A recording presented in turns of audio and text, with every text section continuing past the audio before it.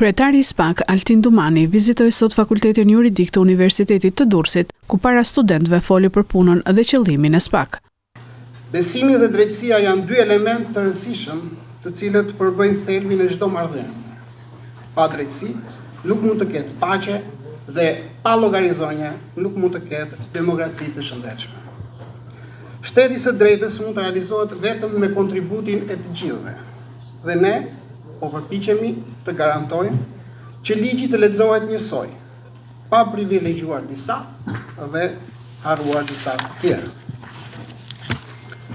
Reforma në drejtësi e mbështetur dhe koordinuar edhe me partnerët tanë ndërkombëtar u realizua përmes ndryshimeve thelbësore, kushtetuese, ligjore dhe institucionale. Qëllimi i kësaj reforme është rritja e pavarësisë së sistemit, veçanërisht nga ndikimi politik dhe çlirimi i tij nga korrupsioni dhe paaftësia.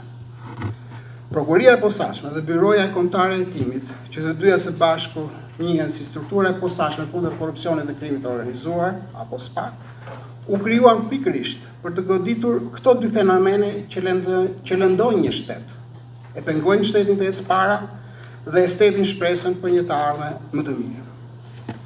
Nuk do të ndalem në gjatë mbi çështje që ju i njihni, keni studiuar apo vazhdoni të studioni, por dëshiroj të ndalem tek ligji ynë organik nr. 95 i vitit 2016 për rregullat mbi organizimin dhe funksionimin e Prokurisë së Posaçme dhe Byrosë Kombëtare të Hetimit.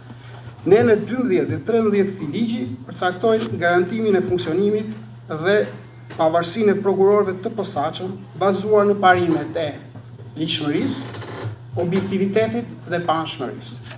Altin Dumani foli edhe për garancitë ligjore të prokurorëve dhe hetuesve të posaçëm. SPAK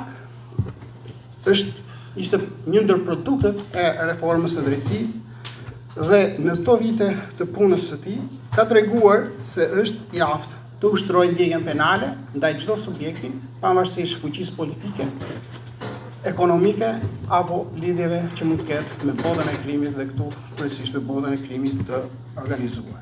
Gjithashtu, SPAK ka përmbushur në mas të gjerë në vite rekomandimet e rezolutave të Kuvendit, Këshillit të Ministrave si dhe progres raportit të Bashkimit Evropian për Shqipërinë për vitin 2024. Ndjejmë përgjegjësi të veçantë për besimin që shoqëria shqiptare ka ndaj SPAK, por jemi të vetëdijshëm nga ana tjetër se ka shumë sfida ende për të shërunjosur korrupsionin zyrtarëve të lartë dhe krimin organizuar.